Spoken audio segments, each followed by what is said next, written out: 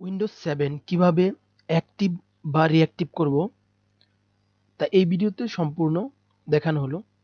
এই যে আমরা ডিসপ্লেতে দেখতে পাচ্ছি, এই যে দেখা যাচ্ছে উইন্ডোজ 7 বিল্ড এত নাম্বার দেওয়া আছে, this copy of Windows is not genuine, অর্থাৎ এই উইন্ডোজটি জেনুইন নয়।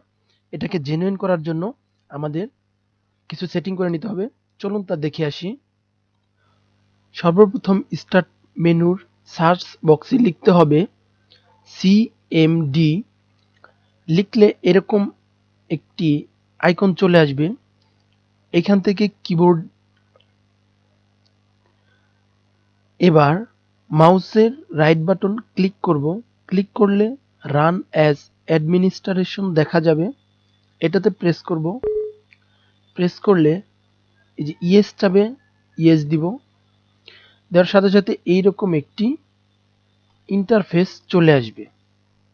এইখানে মূলত আমাদের কিছু লিখতে হবে, সেটি হচ্ছে SLMGR, এটা লিখে স্পেস বাটনে প্রেস করতে হবে।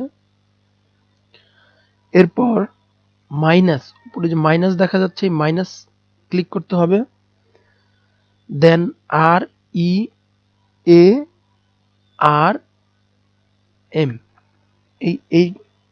এই স্পেলিংগুলো এখানে বসাতে হবে।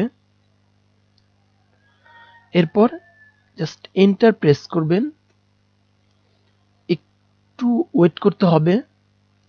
এই যে এখানে লেখা আছে command completed successfully, please restart the system for the change to take effort. Just okay করে দিবেন। এবার আপনার পিসি অথবা মনিটরটি রিস্টার্ট দিতে হবে। রিস্টার্ট দেওয়ার পর আমরা দেখতে পাচ্ছি এখানে আমাদের কোনো দিস কপি নট জেনুইন এরকম লেখা নাই। আগে যেমন লেখা ছিল this Windows is not genuine, এরকম কিছু নাই। এবার আরেকটু চেক করে দেখি আমাদের।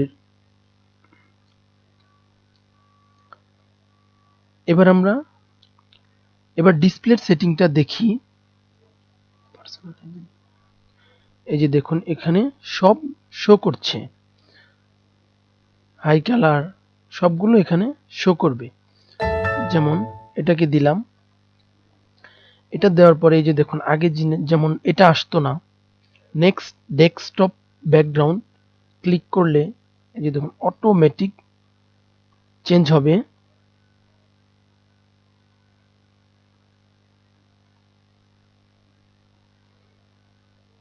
তো এইভাবে